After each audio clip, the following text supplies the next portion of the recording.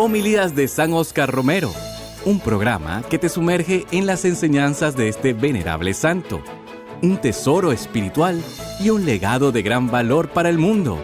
Exploremos juntos su mensaje de amor, justicia y defensa de los derechos humanos. Queridos hermanos, me da la impresión esta mañana que ustedes y yo somos una imagen de la iglesia peregrina. Afuera, un cielo que llovizna, un día gris, un día triste. No tenemos una catedral donde celebrar nuestra Eucaristía. La misa que en esa ocasión vamos a celebrar la iglesia del Rosario, tampoco allá porque está ocupada. Y venimos a pedir hospedaje a la Basílica del Sagrado Corazón.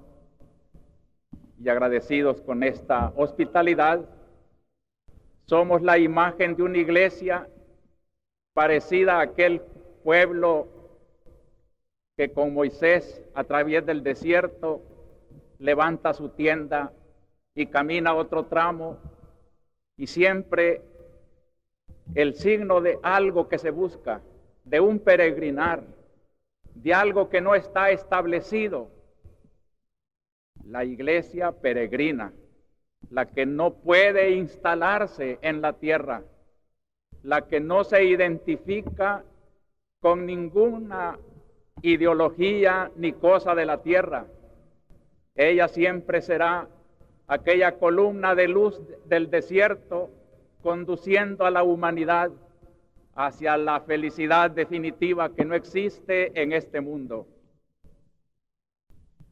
Este hecho, que lo podemos interpretar así, merece, por otra parte, analizar por qué han estado ocupadas la catedral, la iglesia del Rosario, Cojutepeque, Apopa, Suchitoto, Mexicanos, anoche Aguilares, San Francisco en San Miguel y quién sabe cuántas más. Es fácil decir que los jerarcas tenemos la culpa. Es fácil echar la culpa a otros, pero yo quisiera llamar a la reflexión esta mañana, precisamente con la palabra de Dios que se nos ha leído, que en cierto modo todos tenemos la culpa. Culpa de las organizaciones políticas populares. ¿Qué mentalidad tienen sus dirigentes? ¿Qué respeto hay en esos corazones para la vida y la misión de la iglesia?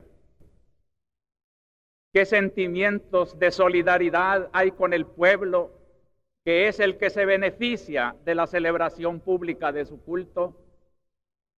Pasan por encima de todos esos valores para hacer prevalecer únicamente su estrategia, para gritar, para clamar desde la ocupación del templo sus justas reivindicaciones tal vez.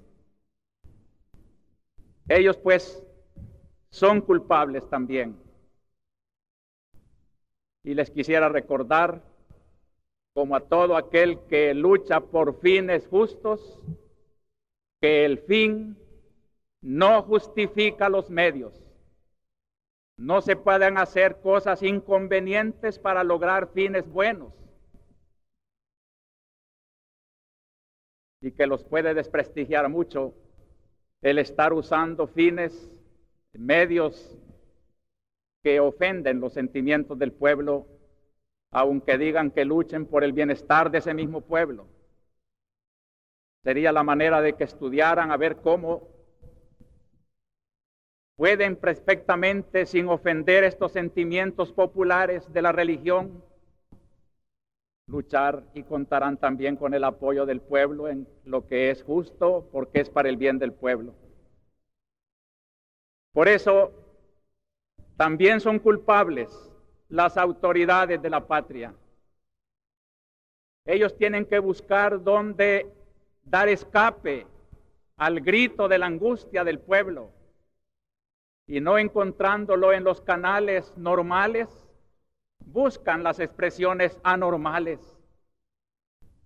Como cuando un tumor no tiene salida, pues explota por cualquier lado. Como cuando una caldera va a reventar, si no tiene las válvulas adecuadas, estalla.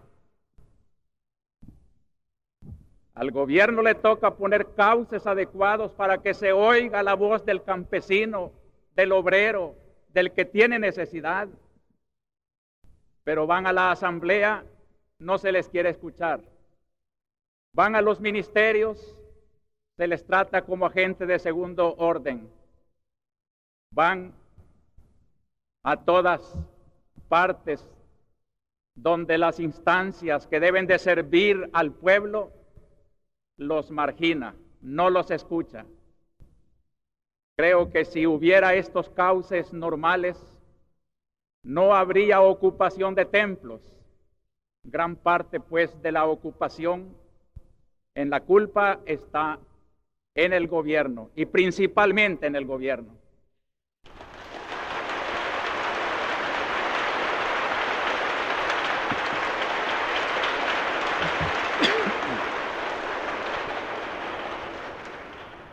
Por otra parte, que no se rasgue los vestidos hipócritamente, porque también el gobierno ocupa templos.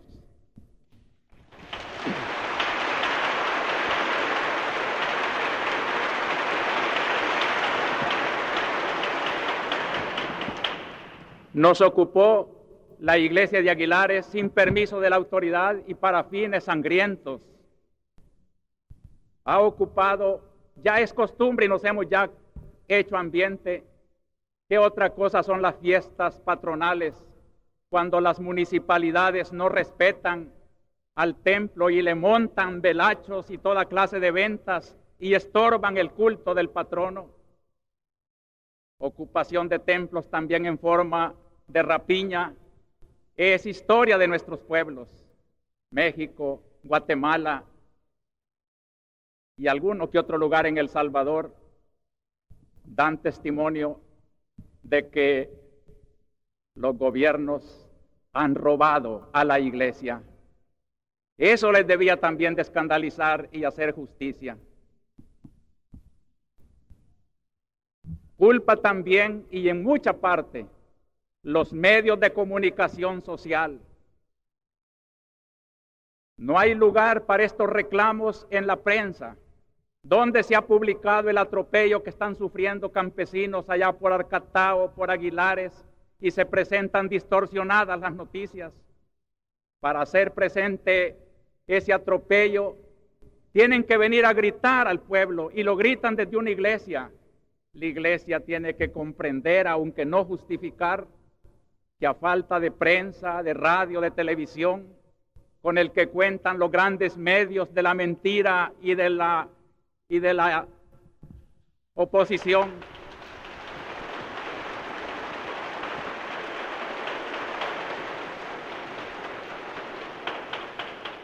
para ellos no hay lugar, muchas veces ni campo pagado.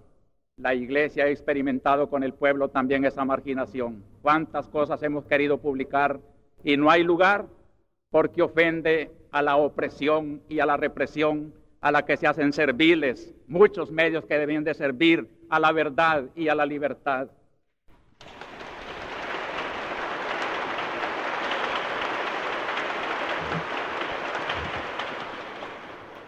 No se piense pues que es tan fácil sacar la culpa de las ocupaciones de los templos. No seamos tan simplistas. Yo no estoy de acuerdo, pero trato de comprender todas estas otras razones. Y ojalá ellos también analizaran con más respeto al pueblo lo que significa de estorbo para nuestro culto esta anomalía en la cual todos hemos puesto las manos. Por eso, con un sentido más sincero, yo les invito a que esta mañana, a la luz de las palabras divinas, analicemos precisamente no solo el fenómeno de la ocupación de los templos, sino tantas hipocresías que bajo la capa de religión se cometen entre nosotros. Hipócritas, les dijo Cristo. Y ojalá no fuera la dura palabra, casi como una maldición en los labios del Señor, la que nos fustigara a todos en esta mañana. Muchos juicios. Frente a los católicos yo les diría, queridos hermanos, comprendo la confusión, la diversidad de juicios con que se juzga este hecho que merece la pena analizarlo más a fondo, y lo vamos a hacer con todos nuestros sacerdotes. Pero comprendiendo esa diversidad de juicios, yo les diría por de pronto dos cosas. Distingamos los tiempos normales de los tiempos de emergencia. En tiempos normales nadie ocuparía una iglesia. En tiempos normales, cuando hubiera causas normales de expresión, las iglesias serían la expresión del sentimiento religioso y nada más. Pero nuestro tiempo no es normal. Es un tiempo de emergencia. Y así como si por desgracia nos sacudiera un terremoto, las iglesias se abrirían para recoger tantos golpeados y heridos. Y nadie diría es una profanación. También hoy es un tiempo de emergencia. Y hay que comprender que en tiempos de emergencia no es fácil condenar actos que en tiempos normales sí se pueden condenar. Pero más a fondo todavía mi reflexión va cuando, y les decía la imagen que me da gusto contemplar aquí en la Basílica, una iglesia peregrina. Cuando Cristo quiso quitar a los judíos la mentalidad de un templo material para traducirlo en la verdadera adoración a Dios, dijo, destruid ese templo y en 3 días lo reedificaré. Y entendieron que se trataba del templo material, pero dice el Evangelio explicando, no decía nada del templo. Estaba trasladando todo el espíritu del templo a Él mismo. Él es el que iba a resucitar al 3er día. Él es el templo verdadero de los cristianos. A través de Él ofrecemos a Dios nuestra acción de gracias, nuestra adoración. Sin Cristo, de nada sirven todos los templos, por más hermosos que sean. Ya no se adorará, decía Cristo a la samaritana, ni en Jerusalén, ni en Samaria, ni en los templos materiales. Ya llega el tiempo en que Dios busca adoradores en espíritu y en verdad. Uno de nuestros compositores populares, cantando a la muerte del padre Rafael Palacios, dice esta preciosa frase, que Dios no está en el templo, sino en la comunidad. Ustedes son el templo. ¿De qué sirve tener iglesias bonitas, de las cuales podría decir Cristo lo que les dice hoy a los fariseos? Vuestro culto es vacío. Y así resultan muchos cultos lujosos, de muchas flores, de muchas cosas, invitados y demás. Pero ¿dónde está la adoración en espíritu y en verdad? Creo que es para nosotros una lección, queridos hermanos, y yo soy el primero en recibirla y tratar de interpretarla. Tal vez no he sabido cumplir bien con mi deber de sacerdote del culto de Dios. Tal vez con mis hermanos sacerdotes hemos hecho consistir el culto en arreglar bien bonito el altar y tal vez cobrar tarifas más altas porque se adorna mejor. Hemos materializado, hemos comercializado y por eso Dios, como entrando a Jerusalén con el látigo, nos está diciendo, habéis hecho de mi casa de oración una cueva de ladrones. Todos tenemos que reflexionar, todos somos culpables y la base nos la ofrece la palabra divina hoy. Vuelve al año, el libro del año, San Marcos, el Evangelio que presenta a Cristo como la personificación de la redención del Señor. Y viene con nosotros hoy Moisés, el que tenía miedo que se desvirtuara el culto del Señor por los falsos ídolos que iban a encontrar en la tierra prometida, y por eso le llama hoy el respeto a la ley de Dios. Y nos habla hoy también Santiago, no el mayor, sino el que llaman el menor, hombre práctico, hombre que no se deja alucinar por apariencias, y nos dice: la fe sin obras es falsa. Y sobre todo el maestro de apóstoles y maestros, Cristo nuestro Señor. Él es el principal maestro, y así quiero titular mi homilía de hoy: Jesús, maestro de la verdadera religión. Yo me alegro de que ustedes y yo esta mañana estemos estudiando la verdadera religión, porque tal vez tenemos que purificar mucho nuestros conceptos de falsas religiosidades, de hipócritas interpretaciones, de echar la culpa a otros y no mirar para adentro. Y voy a desarrollar este tema, Jesús, maestro de la verdadera religión, con las palabras que se han leído hoy. Primer pensamiento, el culto vacío. Segundo pensamiento, la frase de Santiago, la religión agradable a Dios. Y tercer pensamiento de la primera lectura, el honor del pueblo de Dios obediente a la ley del Señor. Primero, el culto vacío. El episodio que nos presenta San Marcos, traduciéndolo del ambiente oriental al ambiente de Occidente, Roma, donde está escribiendo el Evangelio bajo la predicación de San Pedro. San Marcos era como el secretario de Pedro y escribía lo que Pedro predicaba y explicaba a los romanos lo que no podían entender porque eran costumbres judías. Una de esas costumbres judías era la de lavarse mucho las manos y lavar los platos y las copas, porque las sentían contaminadas. El sentido de impureza no es como lo entendemos hoy, era algo material. ¿Cuántas leyes hay de las cosas que manchan? Tocar un cadáver era mancharse. Recordarán ustedes la hipocresía más colmada, cuando no quisieron entrar a la casa de Pilato, porque Pilato era un gentil, y ahí si un judío se revolvía con un gentil, pero en cambio no sintieron remordimiento de que lo que le estaban pidiendo al gentil era la muerte contra el inocente Jesús. Así vinieron a convertirse pues esas leyes hipócritas de apariencia, de legalidades, en traiciones a la verdadera ley del Señor. Nos cuenta Cristo a continuación de este episodio de lavarse las manos, que también les echó en cara otra costumbre.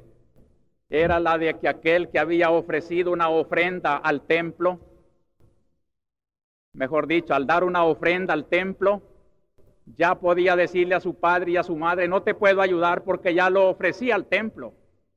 Hipócritas, dice Cristo, de esa manera desvirtuáis el cuarto mandamiento, honrar a padre y madre. No mandó Dios dar ofrendas al templo sin honrar al padre y a la madre. ¿Con qué derecho sustituyen el deber del hijo para con el padre por un sentido religioso falso?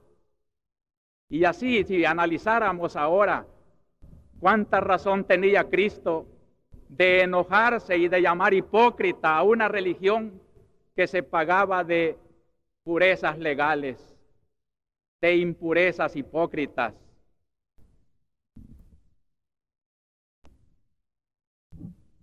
Es la religión falsa, dice nuestro Señor: este pueblo me honra con los labios, pero su corazón está muy lejos de mí. Culto vacío. Vacío primero de interioridad. Segundo, vacío de revelación y de verdad de Dios. Y tercero, vacío de obras. Estos son los tres vacíos que se condenan hoy en una religión falsa. Y cuidado si nosotros estamos careciendo también y estamos dándole al Señor un corazón vacío, vacío de interioridad. No es lo que entra de afuera lo que mancha el corazón si el corazón no lo quiere recibir. Es lo que sale del corazón manchado lo que hace sucio al hombre y al mundo. Cuando uno tiene el corazón limpio, aunque esté en medio del lodazal, el lodo no le hace nada, porque no lo recibe dentro. Depende de la libertad de uno recibir adentro la podredumbre. Cuando uno oye una mala conversación, o ve un mal ejemplo, o algo que seduce hacia el pecado, el que no quiere pecar no peca. Solo peca el que acepta esa podredumbre en su corazón. Las conciencias timoratas muchas veces piensan que ofenden a Dios por oír malas palabras, por ver malas cosas. No, queridos hermanos, lo que entra de afuera, si el corazón no lo quiere recibir, no mancha al hombre.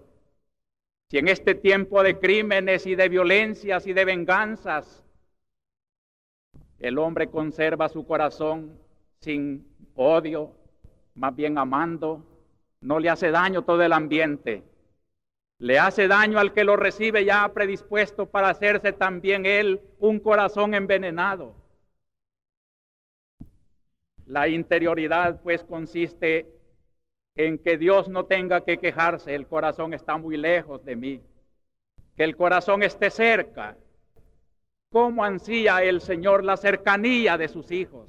Aunque sea un pecador, pero vuelve arrepentido. Por eso nuestra denuncia contra el crimen, contra tantas cosas que hay que denunciar hoy, no es por un prurito de lucirse aquí y ganar aplausos. Eso no me interesa. Lo que me interesa es la conversión del pecador, de que el hombre señalado porque ha cometido un secuestro, porque ha hecho una injusticia, ha matado, ha torturado, se convierta. Que Dios no quiere la muerte del pecador, sino que se convierta y viva. No me repugnaría. Si tengo la dicha de poseer un cielo, de estar en ese cielo, cerca de los que hoy se declaran mis enemigos, porque allá no seremos enemigos. Yo nunca lo soy de nadie. Pero los que gratuitamente quieren ser mis enemigos, conviértanse al amor, y en el amor nos encontraremos en la felicidad de Dios. Yo anhelo para todos la alegría de esta intimidad del Señor.